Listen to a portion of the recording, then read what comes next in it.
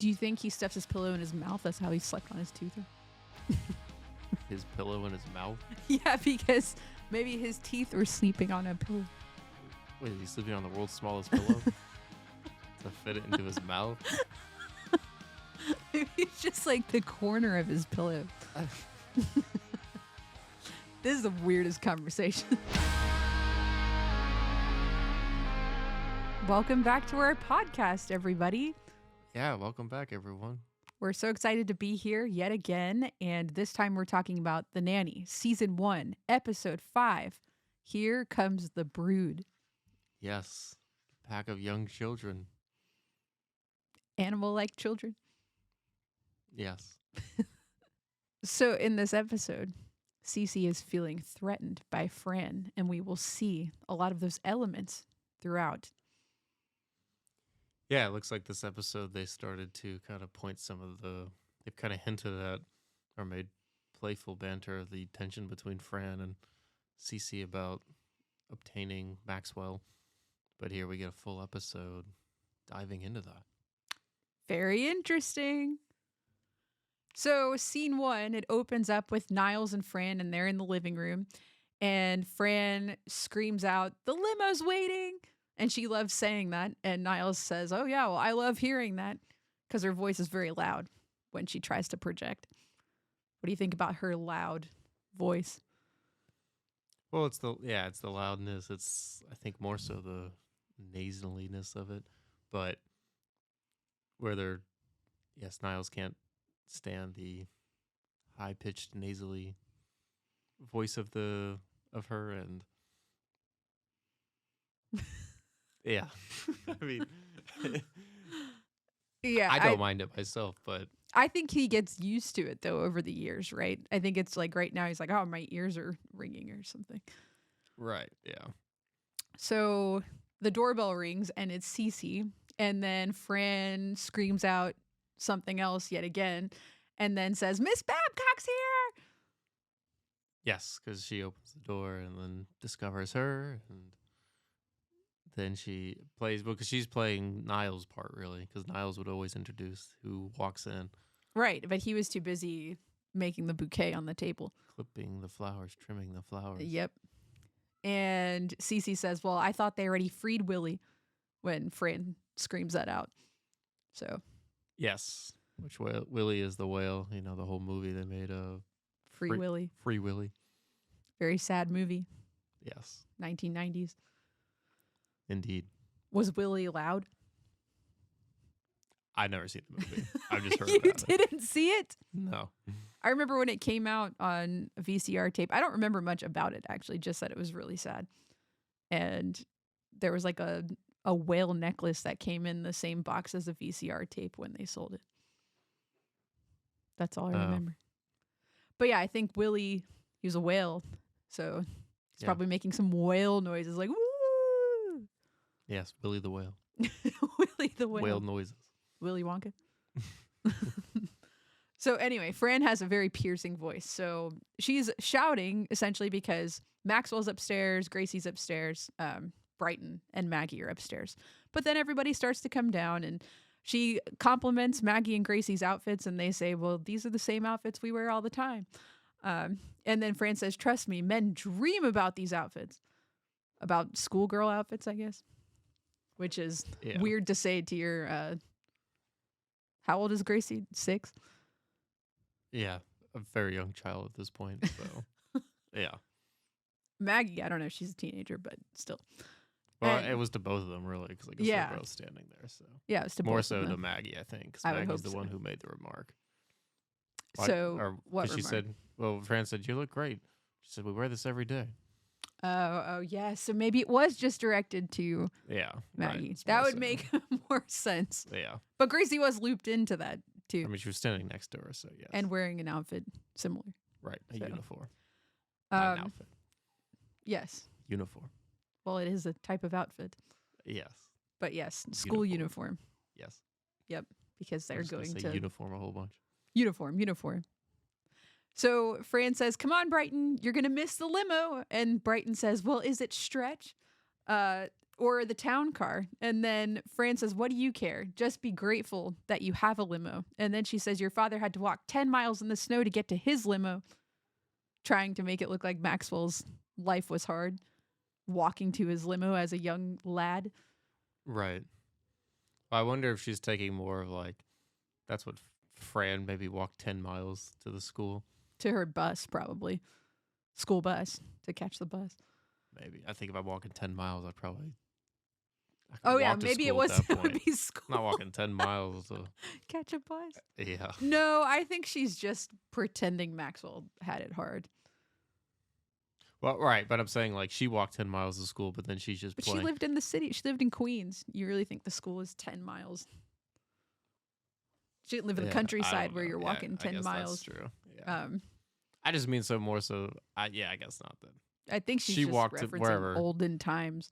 She walked to her place, and then he probably didn't, but she just made up the part where he had to walk 10 miles. In the snow, just to Yes. get to his limo, Right.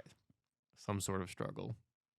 To which enter he did not luxury. have, because Maxwell, I don't think, had very many struggles. Well, I don't know. I mean, most of this wealth is him, so it's not like it's his parents' wealth that was handed down. Well, to maybe him. it was, because all the references we'll see later in the series, but he describes his parents as like cold-hearted, and Yeah, I guess Niles had Niles' father was their butler or something, if I'm remembering correctly. Right. Yeah. So like you're he right, grew yeah. up like estranged from his parents because they were always so busy doing business things, and Right. so I don't know. We'll see, but Yeah. Well, at this point in the series, we don't know that. we don't know that. Yeah. Yeah. You're cheating. Okay. Well, we'll talk about that later. So Maxwell comes down, and Fran is essentially acting like a wife figure at this point, and she's talking to all the children about everything and being all cutesy, and then she's talking to Maxwell, and she says, okay, well, hold on, you have a little schmutz, and then she takes a tissue and then spits on it and puts it on his face to clean it off. And Cece is appalled by this, but also pretty jealous by this. Yeah, she'd like to put her schmutz on. Her spit on to wipe off his schmutz. Yeah. All right. Yeah. Her saliva on his schmutz. So Cece just said, did she just spit on his face? Like, she's outraged. So Fran goes, well, I brushed, indicating that it's not gross. Yeah. Yeah. I mean, this was just but I guess what to show is it's how natural Fran just sees it and cleans up the mark. Yeah, Like it's pretty natural for her. Yeah. Everybody's preparing to get ready for school, and then Maggie asks Fran, does my hair look okay? And then Fran takes off her headband and says, you're beautiful, but let's save this for when you need a facelift. And then Maggie says, oh, great, my headache's gone too. So she's used to wearing tight headbands, I guess. But there's Fran finessing around, making everything a little bit better. And then Fran says, have fun at school. And then Gracie says, well, how can I have fun when the polar ice caps are all melting? So this is referenced many times throughout this whole episode, that Gracie is very concerned about climate change. Yes. Yeah. Which is pretty interesting for a young girl to be so well versed in some of these issues that are happening.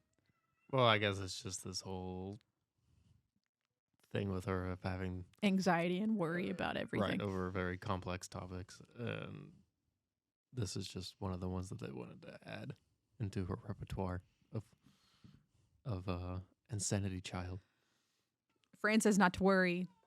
I packed a snorkel in your lunchbox just in case all the ice caps melt for you. And so then she's relieved, and they start to go off to school.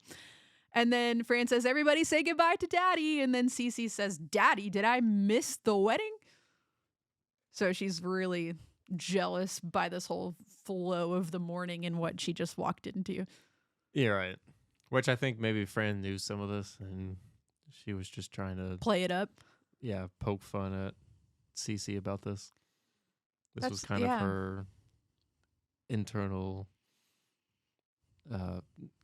Not like I don't even know what I'm trying to say. Like little Her devious way of- child or whatever. Yeah. Yeah. To poke fun at her.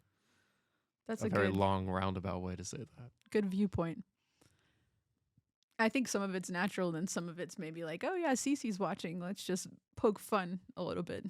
Right. So then by this remark, Cece, well, Niles gives the first burn to Cece, saying, the twitch has become you.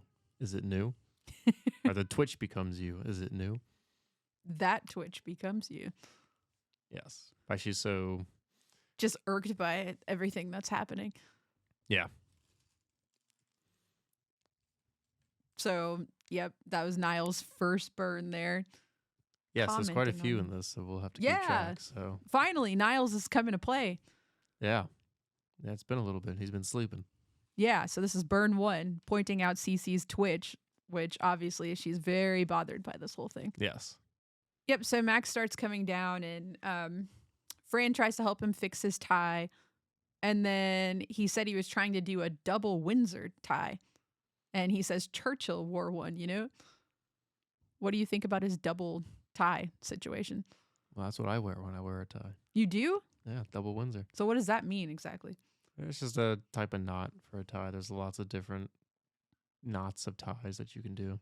Most commonly, people do single Windsor, and that's what you grow up probably learning. Okay. But on the one side, the tie is uneven because the way you tie the knot.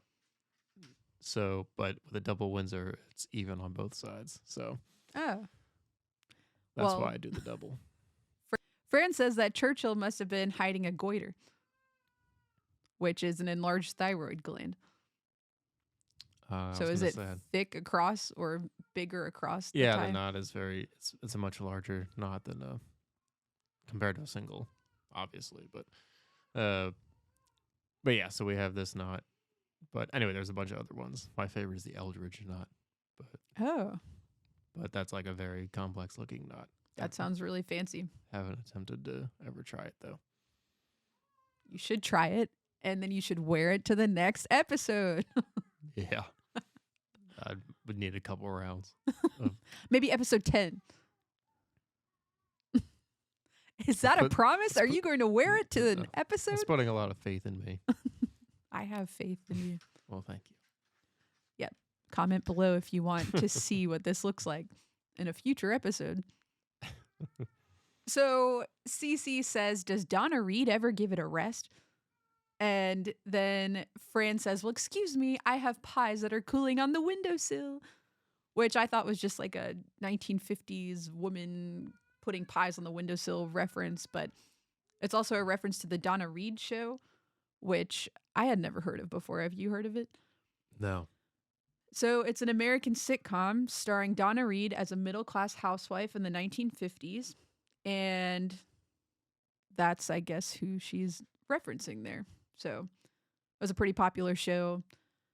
And that's all I know about it. I didn't even. I just assumed it was more of, kind of the in the 50s. Yeah, just of a person making a pie. Similar to I Love Lucy and like silly shows like that, but just Donna in her house.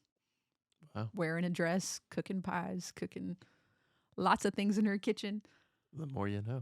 But I did look as to why they put the pies on the windowsill back then. Do you know why they set pies to cool on the windowsill?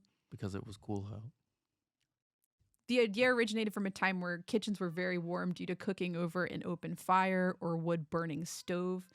So they went to the windows to cool everything, because as long as it wasn't raining, they cooled quickly, because the kitchens used to be hotter than what they were.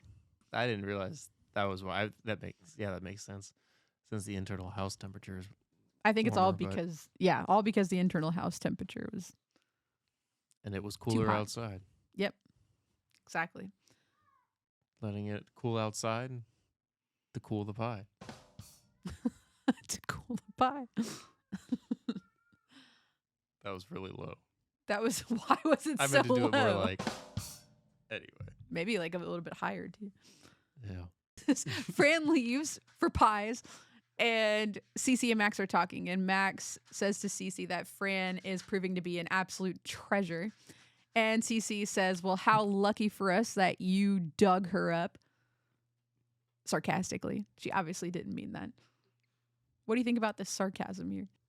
Yeah, I mean, it's a sarcastic comment, and that's it. And it's not a dig to Niles, it's a dig towards Fran. This episode is all about her digging towards Fran. Right. Yeah, that's true. But then Niles still digs Cece Right. in the insult way. So Cece tells Maxwell, I hope the kids aren't getting too attached to her at this point. She is the nanny. And Maxwell says, well, that's kind of the point, Cece. And Cece says, yes, but let's focus on me at this point. She says, I feel like I haven't spent any time with the children. And then Max says, Cece, you've never spent any time with the children. Because she says, lately I haven't spent any time with them. And Maxwell's just surprised by this. Like, why are you saying this now, essentially?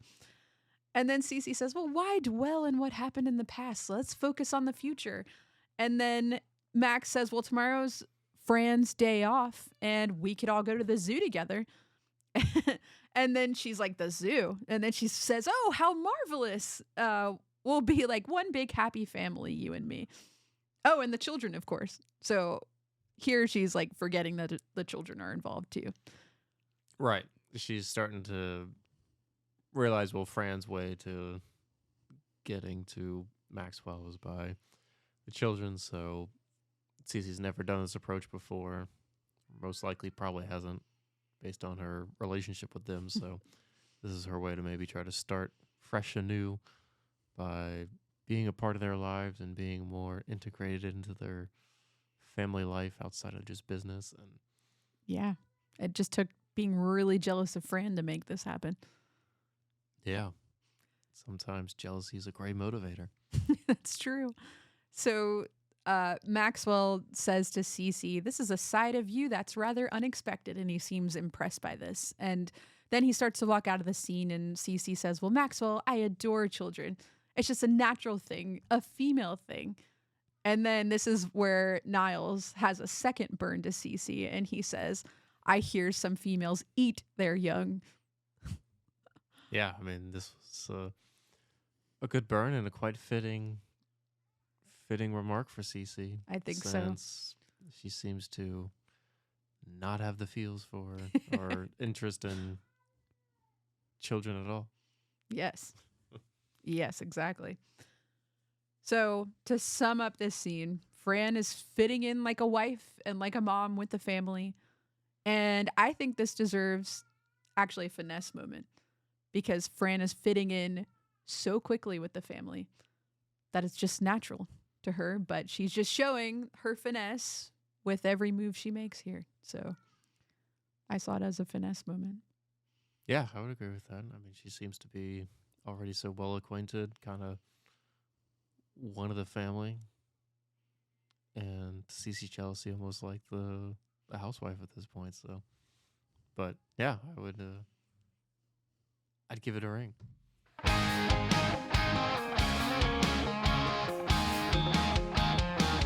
Fran finds finesse. Fran just being a natural fit in with the family. I just want to say that your shirt is very fitting for the episode that we're watching. Yes, thank you. I meant to say something at the beginning of the episode, but I totally forgot. Yeah, it's a shirt that has birds on it, and since they're going to the zoo, I thought it was appropriate. I think it's perfect. Yes, this is the shirt I wear when I go golfing in a blue moon Wow. because I thought it looked cool. Once every 10 years, you can catch him on the golf course. Yeah, I thought it was a pretty cool looking shirt for a golf shirt. I like it. It's my grandfather's shirt. Wow. Yeah, It's nice. thank you. And retro. I don't even know if it's retro. It's just it's in a whole league of its own. It's old.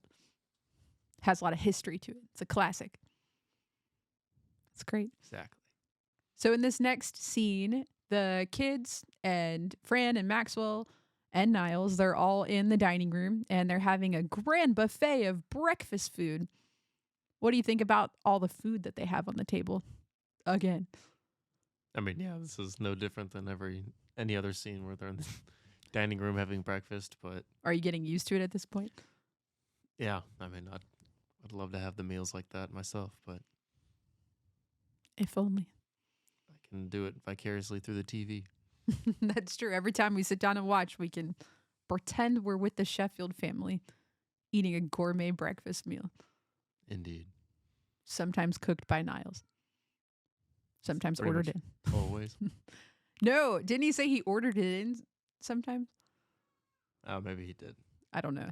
I don't know if that came up yet. I mean, I know we did like the Chinese food for dinner, but we haven't Yeah. done like breakfast. I don't I think we've seen him order in breakfast yet. I thought there was like a comment he made. Maybe it was in the Chinese episode that he just pretends that he orders all the food. Or maybe I'm thinking about like seasons in the future or something. I don't know.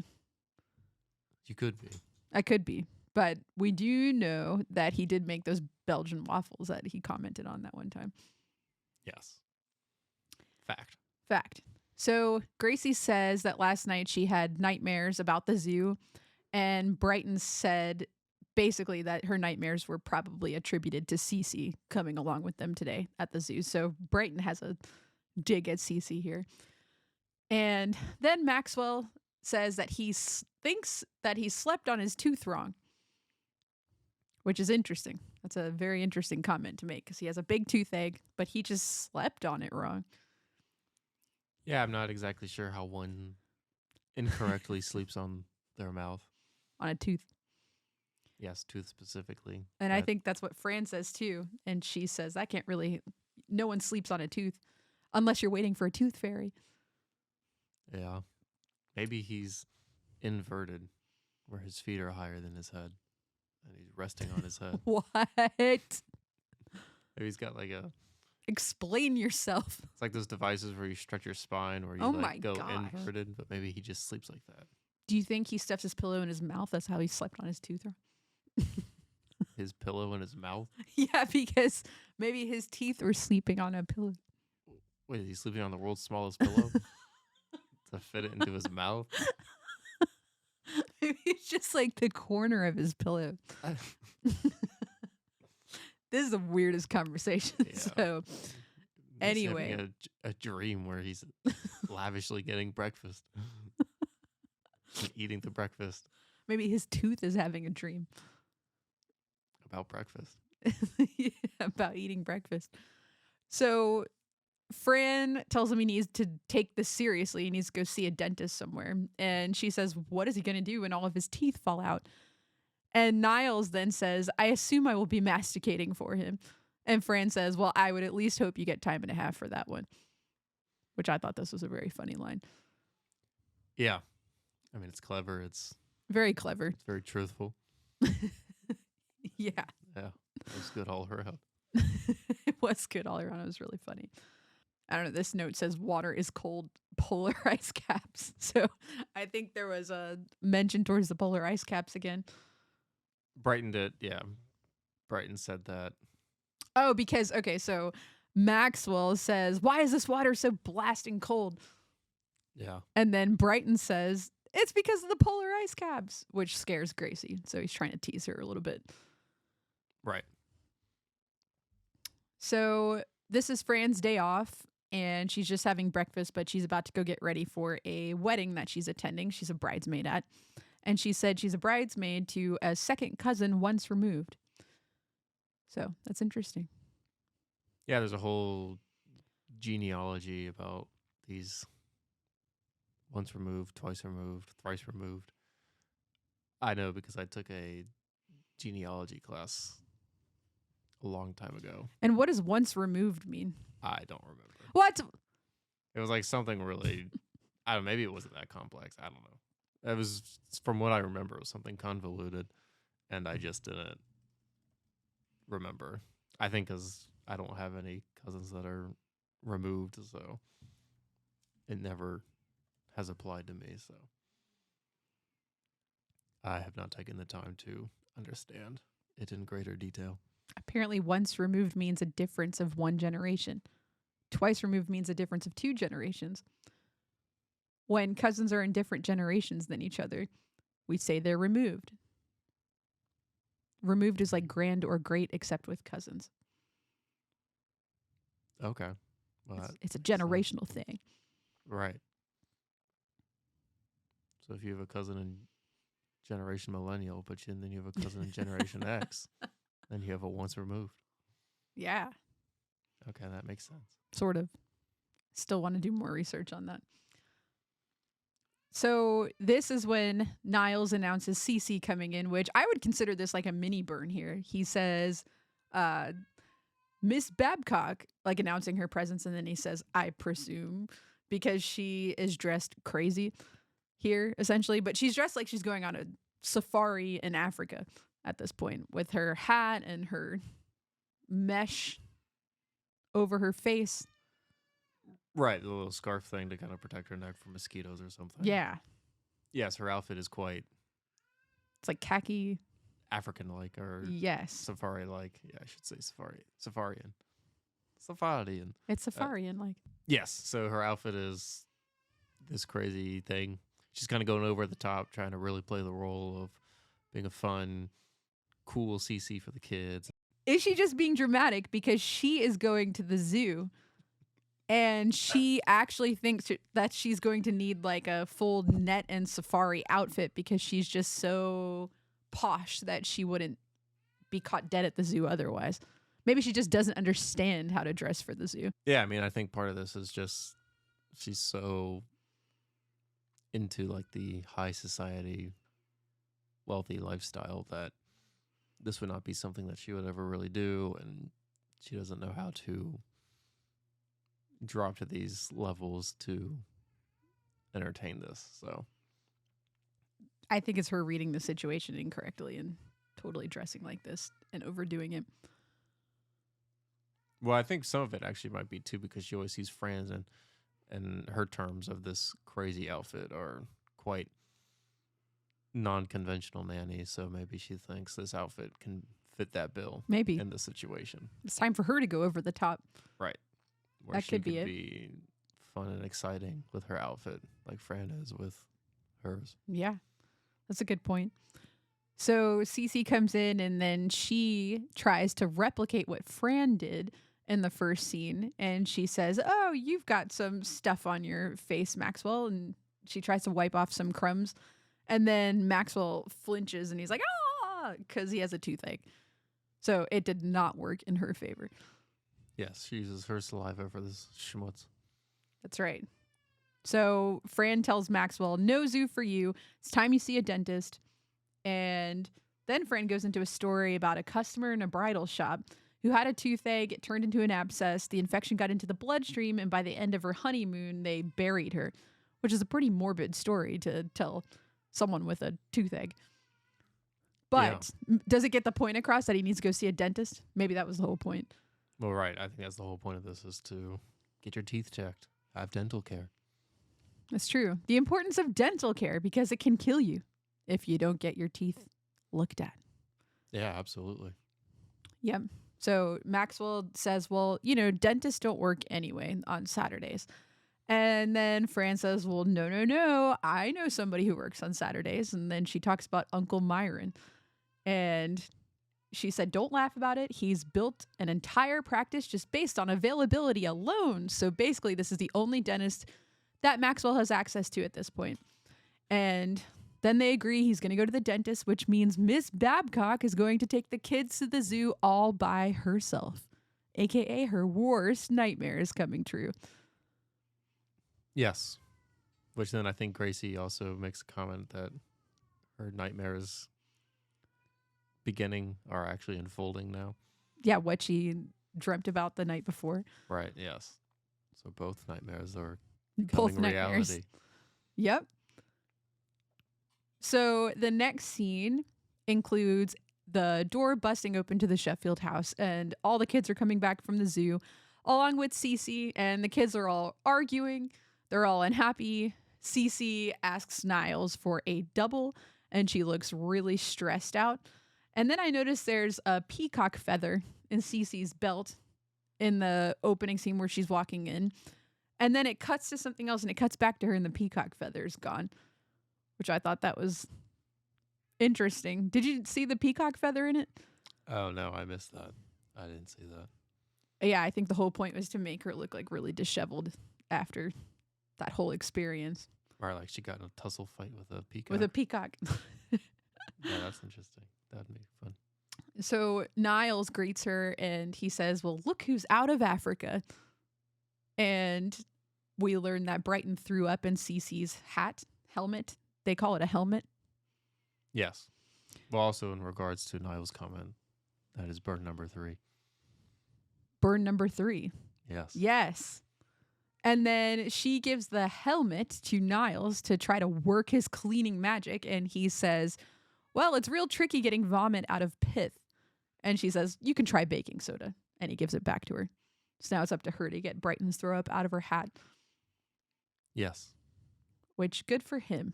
It's not his job to do that too. Yeah, right. Did you also figure out what pith is? I did not. You Sure. did not? I did not check or know. Okay, so pith is a soft and spongy plant material, Yes. which sounds like it would be very delicate to clean. Right. And you would want a soft cushion for your head. So that would make sense.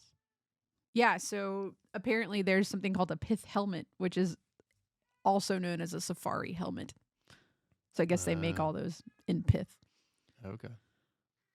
So Brighton says, you know, it's not his fault he threw up in her hat and in her purse, by the way. He says that Fran told her to not let him have junk food. And Cece says, well, you insisted. So you're not supposed to listen to that, right? You're supposed to know. And then basically the kids are just talking about Fran. So they talk about Maggie's small bladder and how much they had to stop to go to the bathroom. And then Maggie says, well, Fran says my bladder isn't small. So Cece's getting really fed up that all the children want to do is talk about Fran. Well, and it's tilted. It's not small, it's tilted. What does that mean exactly? I don't know. I'm not a woman. I'm assuming maybe. Do you have a bladder? You don't have to be a woman. Yeah, I guess that's. I guess that's true. I mean, well, then actually, my whole theory is out the window. So What was your disregard theory? that. Well, I don't even know now. I mean, I was just gonna say because by it being tilted, I don't know. Anyway, this is weird. Let's move on. It's tilted. So basically, all of this jealousy is building up in Cece's head until she has her final outburst and just says, well, you know what? Fran spends time with you because she gets paid to spend time with you. It's her job to spend time with you, and which makes the kids feel really bad. And she says, well, I essentially spent time with you for nothing. Yeah, this is where she really tries to lay it on the kids that Fran's not doing it for her or for them. It's just for the money. Right, for the money, And not look for at love. me. I'm doing this out of self-sacrifice and my own time is being wasted on you little brats. Which is so not true because she's doing it to get Maxwell to fall in love with her.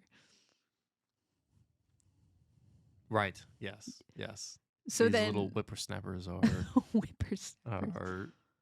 protruding or interfering with not protruding. Interfering with her quest for Max. Yes. So Niles ends the scene out by saying to Cece, next week, Chuck E. Cheese. Like, essentially, I think this is a burn too, right? It's just saying, like, that didn't go so well. Yeah. I mean, or that you had so much fun, right? So let's take them out again next week. Yeah, and why not? do it all again. All again. Yeah. All the Yeah. arguing and throwing up and talking about Fran. Yeah, I would count this as A another burn. hit.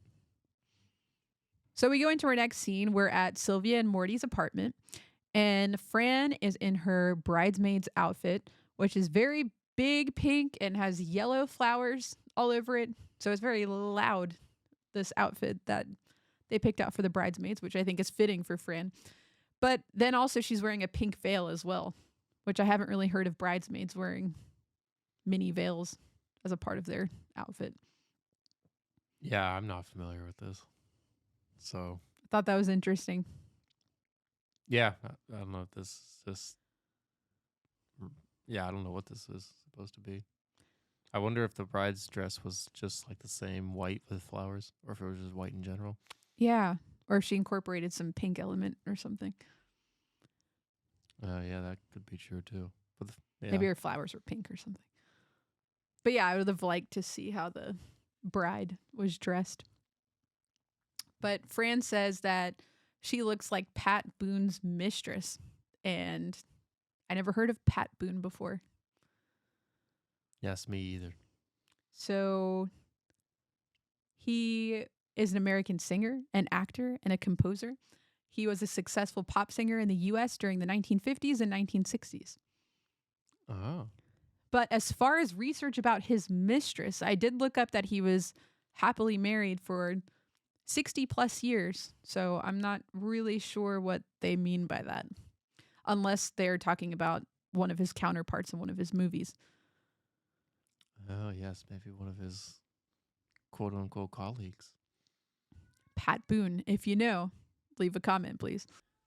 So in this next scene, we see Sylvia using nail polish on her stockings on the couch, and she's not even using clear nail polish. So What color was it? I think it was like a pinkish red. And then Fran says, "Mom, you're supposed to wear clear nail polish to help with those runs in the stockings." And then it was the only thing maybe that she had, but she didn't care. So I didn't know that you could use nail polish on stocking holes to prevent them from growing more, which is interesting. So I looked it up and it said this is the most recommended method to stop a run in your tights or stockings. It's applying a clear nail polish layer on the damaged part of the fabric. And then because this product hardens and dries quickly, it'll stop the run from going all the way up your leg. Wow. So that's a Sylvia finesse moment here. Yeah. She's clearly very knowledgeable in this area. Sylvia's finesse. Yeah, something along those lines. And then Sylvia turns around and Fran is looking at Sylvia's straps on her back and says she looks like a ham. And then Sylvia said, well, the salesperson said I looked like a dream. She should choke on her commission. Oh yeah, it is him. I thought she said hand, which I was Oh, like really gosh. confused. But then I was like, oh, maybe that makes sense. Dude looks like a ham. Yeah. No, No, ham. ham, Like okay, she's yeah. squeezing into the dress and it coming Yeah. out or something. Right. Just getting all packaged nicely. Yeah, so she hopes the woman chokes on her commission for saying that to her. Yeah, that's a little cruel. I didn't think Sylvia looked like a ham. But Looked a little tight. so they're combing Marty's Morty. hair. Morty.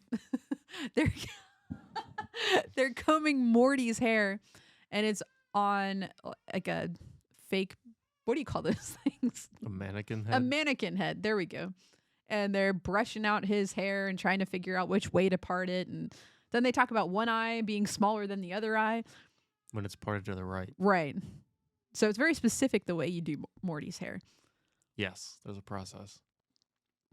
And then Sylvia asks Fran to get her shoes out of the freezer. And then Fran says, well, if you like had high quality shoes, like leather, you wouldn't have to be putting them in the freezer. And then Sylvia says, well, I'm going to pay like extra money for something I'm going to wear one time. These shoes were $19.95. So is that another Sylvia hack? Put your cheap shoes in the refrigerator or the freezer. I don't think that's just painful. I guess what? So her feet don't sweat. Right, but So it's nice and cool and refreshing. Do you think that works? no. I don't know. Maybe it does. Let us know. Sylvia hack. But I don't think it would. Because, I mean, what? You're at a wedding for 4 or 5 hours probably. It's going to be thawed by then. Your feet will be sweating. Your feet are going to heat it up. It's going to go. Yeah, but at least you don't walk in sweating. Yeah, but Maybe there's a I freezer guess. at the wedding. In the back, she'll go and pop them in for a second round. so I go barefoot for a while. I wouldn't put it past her. I think that would be something that she definitely would do. Yeah. But what's the harm in sweating? What happens? I guess it's just uncomfortable. Oh, I don't know. Sweater, freezing cold shoes. Sounds just like a pick your poison type of scenario. So Gracie comes to Sylvia and Morty's apartment, And the first thing Sylvia says to Gracie is, "You want a scooter pie?" Yeah. She's all about the food. Did you know what a scooter pie is? No. Scooter pies are a version of moon pies named after New York Yankees shortstop Phil Scooter Rizzuto. Oh. That's good to know. They have 2 graham-like crackers sandwiching a layer of marshmallow covered with chocolate. So similar to moon pies. Yeah. A scooter pie. Interesting. And it's local to New York. So, Well, that makes sense. yep. So Gracie says that she traveled all this way because she missed Fran. And Fran says, "Aren't you supposed to be at the zoo with Cece?" And then Sylvia says, "Well, maybe she's allergic." And then Sylvia also goes on to say Uncle Marvin is allergic to peacocks and there's no shot for that. Yeah, that was kind of a interesting remark. Yeah, I thought that was really interesting. How are you allergic to peacocks? Yeah, I don't know. Maybe the feathers are full of dandruff or something. I don't know. Dander. Yeah, dander. Maybe. He's a little allergic to peacocks. Just a theory. So Gracie ran away and she took a limo. That makes me think, are there limo drivers on standby at the Sheffield residence? Yeah, I mean, he could probably have maybe at least 2 guys. 2 limo drivers and the limo drivers will take children anywhere they want to go without permission from their adults. Well, I don't know that. She could have said, "My father told me to Yeah, I guess so. have you take me to Fran's place." I mean, that would seem legit being the nanny, so. Yeah, I guess so. That's true. So she ran away. She takes a limo. And Fran says, "When I ran away, I took a banana." So this is kind of showing the difference of classes here. Right, and how she lives in Park Avenue coming to Flushing, where it should be the other way around. Yeah, Fran tells her she's running in the wrong direction. Yes, yeah, another wealthy difference. Yes, Wealth difference. that's true. Park Avenue, Flushing, limo, banana. So Sylvia says she's running to you. That's why she came here. She's too emotionally attached, Fran. And this could get Fran fired, Sylvia says. All this love and emotion and attachment. And Sylvia says, "I have a girl that comes to my house 2 times a week to clean. If she left me tomorrow, would I take a limo to Haiti for her?" Yeah, which is kind of not really a apples Direct. to apples Yeah. comparison. That's what I thought A too. child to a cleaning lady, yeah, person. An employed well, I guess Fran's employed, but I guess I don't know. I mean, I guess really actually they're both employed, but I guess the only difference really is the age difference. So Yeah. I guess it's a little bit similar than what I originally thought, but yeah, I mean, it's still Your cleaning lady versus your nanny as a child and your attachment to your nanny. right. Yeah. So, yeah, I thought that was funny though, but weird. So, Fran tells her, "Be quiet. Gracie has dolls that are in therapy at this point." Yeah. Well, and also I just wanted to mention you can't take a limo to Haiti anyway, so that's more. What if ironic. you put your limo on a boat? Yeah, I guess that's true. You'd have to have like a boat driver on standby. Right. Yeah, I don't know Yep. if Max has that in his back pocket or not. Well, I guess this isn't Max. It's not Max, but anyway. So, it's Sylvia. Right. So in this next scene, we are back at Maxwell's house and Cece is trying to act like a wife and she says, "Darling, you're home." And Maxwell's having a hard time speaking because his mouth is full of cotton from the dentist. And he then pulls the cotton out of his mouth and he hands it to Niles. Yes. Yeah. We have, because he doesn't have any trash can or. Niles is the but trash his can. butler is there. Yeah. That's a similar trash can. From inside his mouth to Niles' hands. Yes. Which then Niles remarks, 5 more of these and I can have a sweater. Lucky him. So Mr. Sheffield Maxwell says that Uncle Myron filled me with so much Novocaine. Sorry, reading too fast. I just called him Mr. Sheffield. I think Maxwell. You've got too much Novocaine in your mouth. Maxwell says, Uncle Myron filled me with so much Novocaine it could bring down an elephant. And then he went on and on about his talented tap dancing son or grandson, Robbie.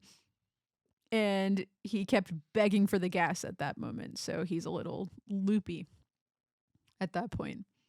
So we'll hear more about that tap dancing grandson, Robbie, in a little bit. Yeah, hold on to your feet for that one. What's the song he sings? We'll go over that. So Cece says that the kids and her, they had a marvelous time at the zoo. So she's really like painting it up. Like they had such a great time together. And she says, we're much closer now. And then I think this is where we get to Niles, his final burn, which is she really got Brighton to spill his guts. But really, he actually spilled his guts. Right. No pun intended. Right. So I think that's the last burn from Niles. Should we go over all the burns? Yeah, this is a good time to recollect on that. So yeah. Is this heaven or is this hell? Maybe sometimes both as well. Nutty nerds and sassy CC. So we have 6 burns from Niles and 0 from Cece. yeah, we're still, I think, early on before they probably wanted to turn this into a Banter. game between the two. So Yeah, but how can you just get like crushed like that and you just have no responses back to anything? because Fran was the target on her. Fran back was the compared target. to Cece. So Cece was digging at Fran. She didn't really care about Niles' remarks. Wow. So Niles definitely took home the win in this situation. Yeah, this was a total shutout. So do we want to go over all the Niles burns again? Yeah, let's do it. Number 1, that twitch becomes you. Is it new? Number 2, It is indeed.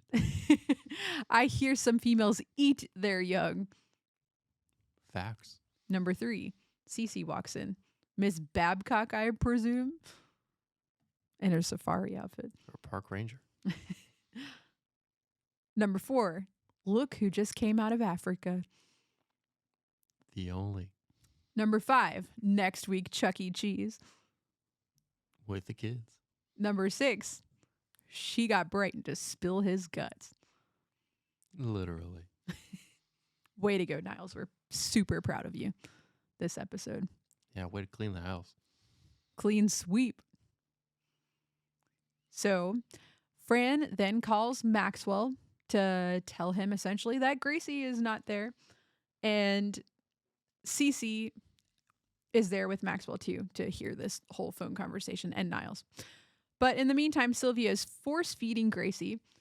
Sylvia wants to spoil her and says this could be her only grandchild at the rate that Fran is going.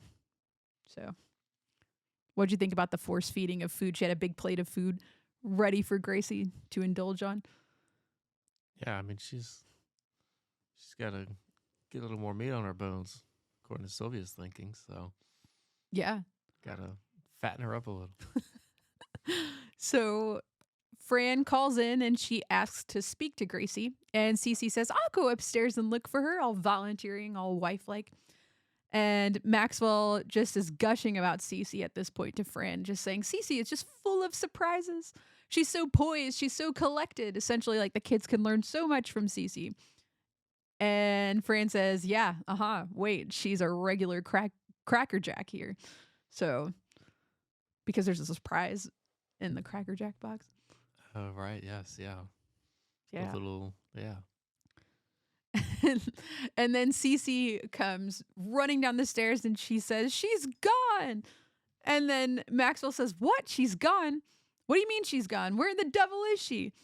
And Cece says, I'm not sure. I'm almost positive that she came home with us.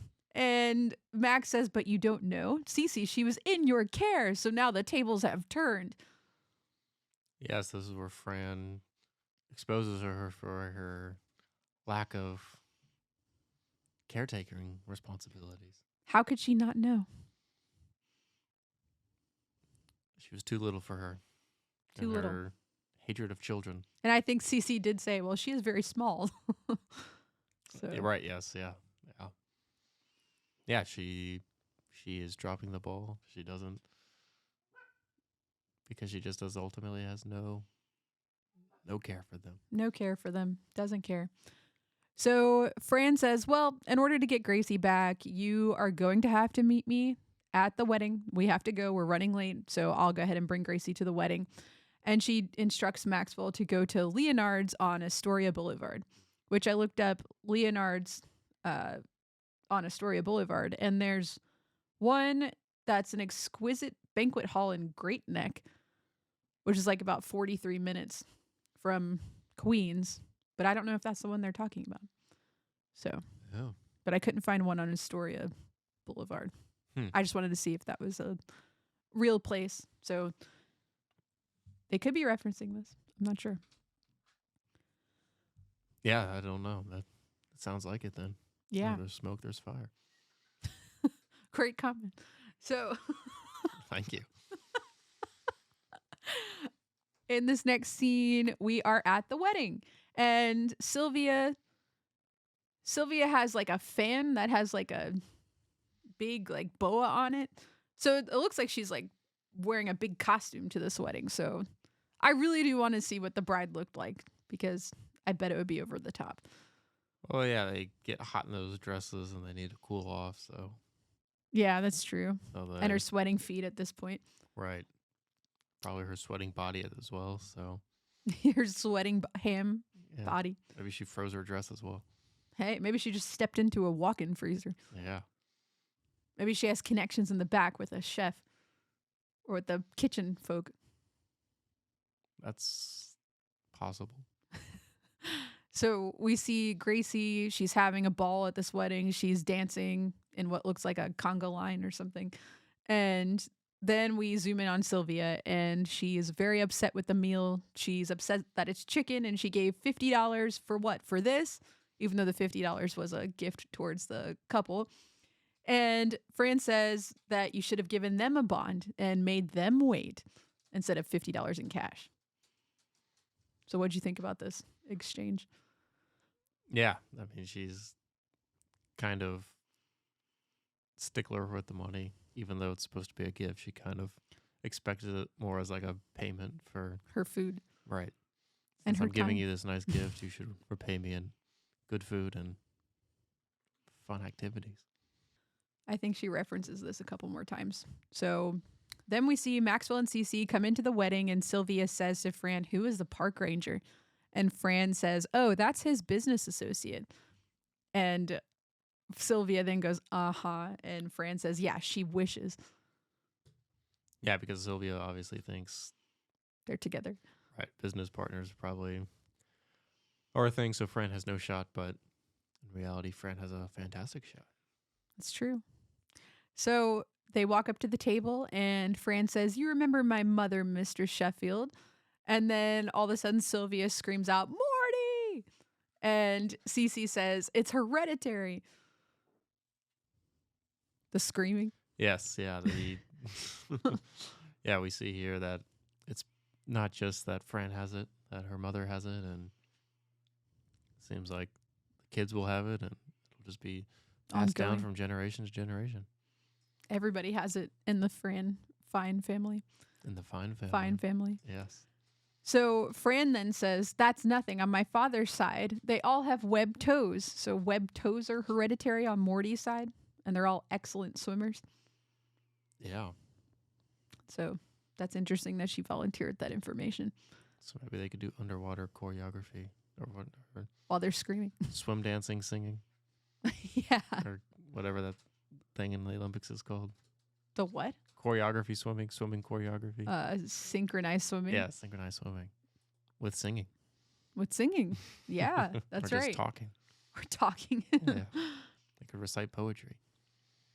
So then Sylvia reaches out her hand to Cece and says, "How do you do?"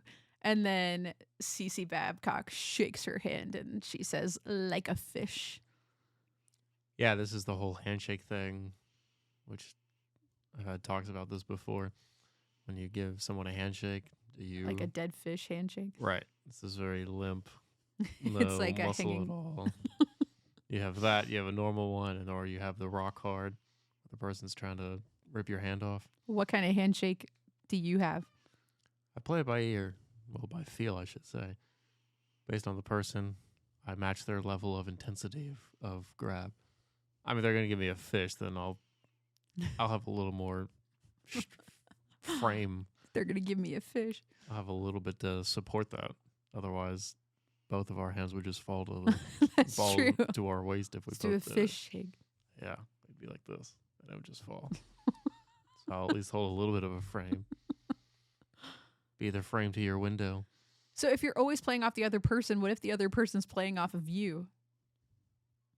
I haven't. I don't know. And don't I would think I've that'd had be that like a happen yet. medium Maybe. handshake or Yeah, something. just be a normal handshake then. But why does Cece have a fish handshake?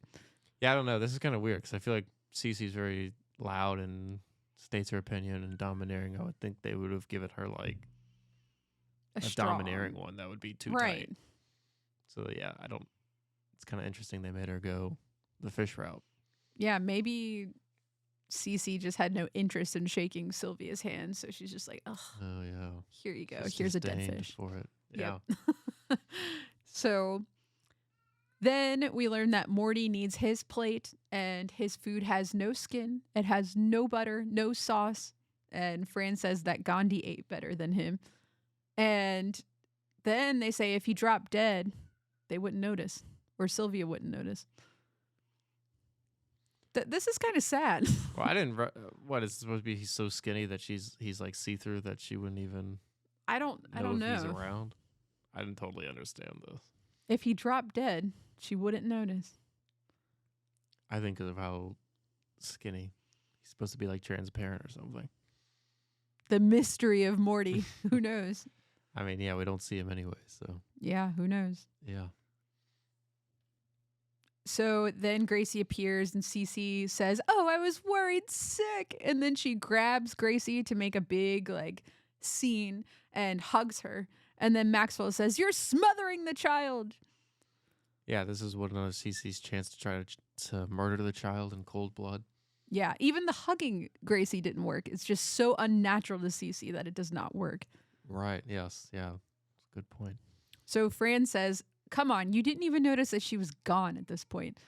And so Gracie says, "I don't want to go home, guys. They're having schnapps after the cake."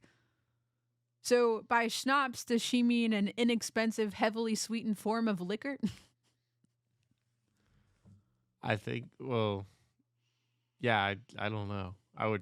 That's the only shops I know of.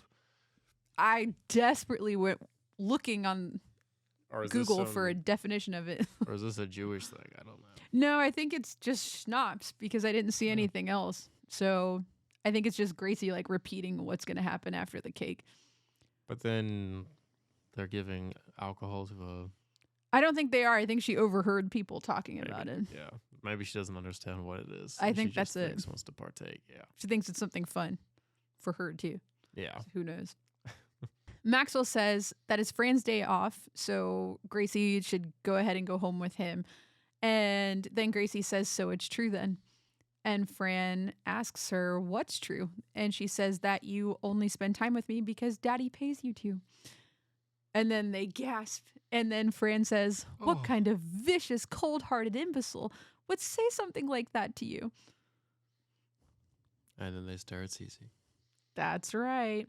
And then Cece says, "Well, I meant it in the nicest possible way." And then Maxwell gets mad at Cece. And then Uncle Myron pops in with his tap dancing grandson. Yeah. Oh, Mr. Sheffield, you've got to see my grandson.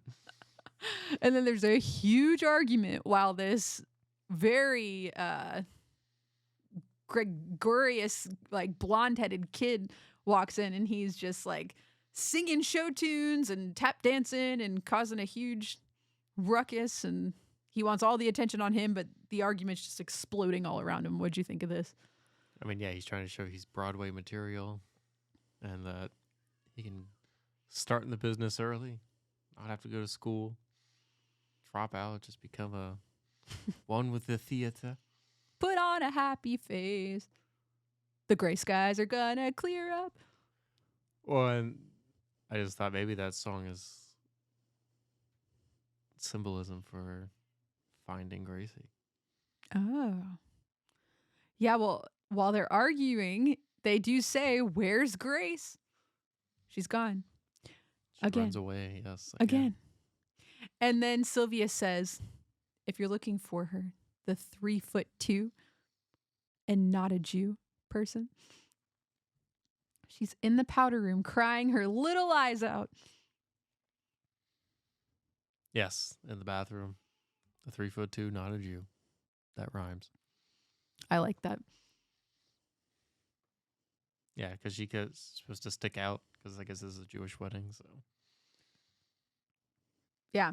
And her height makes her stick out too. So Maxwell says, oh, I'll go get her out of the women's restroom. And then he goes in there, and then he immediately walks out, and a lady calls him a creep. And he says, okay, I'll stay out here. And Fran says, don't worry, I've got this handled. And she goes in the restroom. well, I thought this was to the way he storms into the bathroom. You see where the door swings, and then on the return swing, he comes right back out. No, that was like instantaneously then. Right. It was like he walked in, must have saw her immediately, but I just thought it was funny how he walked right in and not even on the second swing of the door, the immediate swing. Huh. He just walks right I back didn't even out. notice how fast that was. Yeah, it was just like one big fluid motion of the That's funny. the door. Wow. Yeah, so very quickly, women in there shriek and call him a creep. Yes. And then Fran goes in, and she gets Gracie out of her stall by asking if she's getting a little claustrophobic in that teeny tiny stall, which works with her because Gracie's claustrophobic. So then they start talking, and Fran says, it's true, I do get paid for taking care of you, but I don't get paid extra for loving you. And Gracie says, oh, I love you too. And this is when the comment comes in, I'm no Ivana Trump, but neither is she anymore. Because Fran needs to work for a living. Right. She doesn't have any money at all. No money. She says she I mean, yeah, that was she doesn't have any money at all. She says, I got one lousy Christmas Club account with maybe 49 cents in it, so I got to work for a living. But lucky for her, she has the best job in the world, and she doesn't do it just for the money, because after they take out all those taxes, it's a labor of love. a lot of taxes. A lot of taxes. So then this gets Gracie back in good spirits, and all of a sudden she's worried about her looks, which is something rubbing off from Fran. And then they walk back out, and Fran is now very mad at Cece. And Cece says, hey, I just wanted the children to like me. Then she tells Uncle Myron's grandson, beat it, you untalented troll. So I don't think she really is loving children. Yeah. No, I mean, almost every child she runs into, she shows great aggression and fear towards. So Yeah. fear meaning the child. Yeah. So tap dancer leaves. And then Fran says to Cece, look, you're a lovely woman, and I wish you well. But if you ever hurt one of my kids again, they'll be wiping your blue blood off the walls. And I mean that in the nicest possible way. So this is like a threat from Fran at this point, essentially. Yeah, one of these weird things. Yeah. It's a little intense, Yeah. but it gets the point across. Yeah, it's my man. And my kids. My mansion, my money. Yeah. Oh, that's Hottie from Flavor of Love. This is my man, my mansion, and my money. Yeah. But this is my way of saying the kids go to school with daddy. and I'm the one cooling off my pies. On the windowsill. Yes.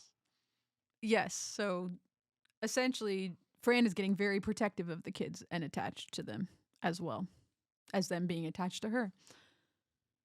So in this next scene, we see Sylvia stealing the main flower centerpiece because she's still really bitter about the $50 she gave and the chicken meal she got. And she tells, so what'd you think about her stealing the flower centerpiece? Yeah, I mean, she doesn't believe she's fulfilled her $50 worth of dollars being spent. So this is, Rightfully hers. yes, between the bad chicken and this centerpiece. Would you have done the same thing? Or do you support her in doing this? No, I would not have done this. I could never picture you doing this. Very So, bold. no, it's bad. It's bad. So then everybody is all okay, and Maxwell and Gracie go do a little father-daughter dance at the wedding, and Sylvia tells Fran to cut in. It's your turn. Go dance with Maxwell. Yeah, well, she says, oh, they're like, we're father-daughter, where the daughter has her feet on his shoes with the dancing. A cute moment. Right. And then Fran should just butt in on that nice moment. And this is Sylvia trying to hook Fran and Maxwell up. Yeah, because she wants her own grandkids. That's right. So Sylvia's really trying to rush things here, but Sylvia's always wanting Fran to get together with somebody. Oh, yeah, time's ticking at this point for her, so she's not getting any younger. 29. Yeah. So that's how the scene ends, and then we have one little bonus scene, and it's that tap dancing grandson again, and he's singing the "Put on a Happy Face" song, and Cece looks annoyed, and that's how the episode closes. Yeah, so this is Cece's punishment for Gracie and the whole fiasco at the zoo. Yeah, it's that a she punishment. has to listen to this kid give, in her eyes, this terrible audition multiple times. So so as the credits roll, I did notice as well, they still have Sylvia as a guest star. Really? Renee Taylor, yes. Oh, wow.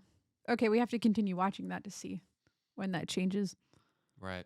But yeah, she's still a guest at this point, so. Not a main character yet. Nope. Okay, well, with that, I think we're ready for our recap. Recap. Let's put this all together. These moments are forever.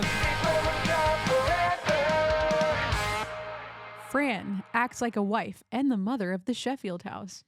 Oh, my pies. Cece, majorly jealous. Yeah. Maxwell, major toothache. My meals. Cece gets roped into taking the kids to the zoo all by herself. Oh, where's my lover? She has a bad time, but lies and says it's great. Safari in Africa. Brighton throws up in her hat and in her purse. Oh, that'll never come out. Fran has a day off. Relaxing. Fran gets ready to go to her cousin's wedding with a crazy outfit. My pink dress. My pink veil. Sylvia freezes some cheap shoes. That's her hack. 1995. Morty has a wig. Gotta keep it combed. One eye smaller. Gracie runs away by limo to Sylvia's place. Fetch me my limo, sir. Fran calls Maxwell and Cece to tell them Gracie's missing, but she's with her. Hey, yo, where's the kid at? Max went from loving that Cece spent time with the kids to being horrified that Cece didn't even realize Gracie was gone. Gasp, my child. Fran goes to the wedding with Gracie. The wedding. Max and Cece meet them there. Bells and whistles.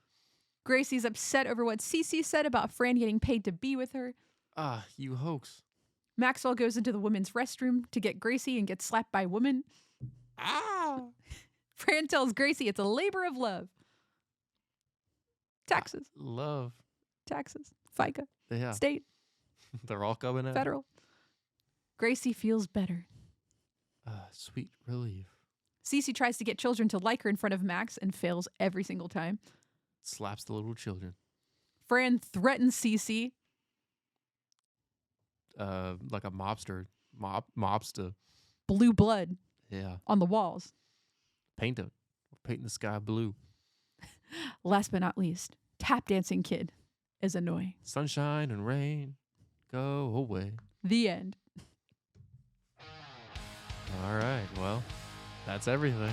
That's everything. Thank you all so much for joining us for another episode of A Fine Podcast with your host, Amanda and Joseph. We enjoyed our time here with you today, and we hope you'll follow us on social media and hope you'll interact with us, and we can't wait for some more time to be spent with you. We'll see you next week. Bye. Ciao.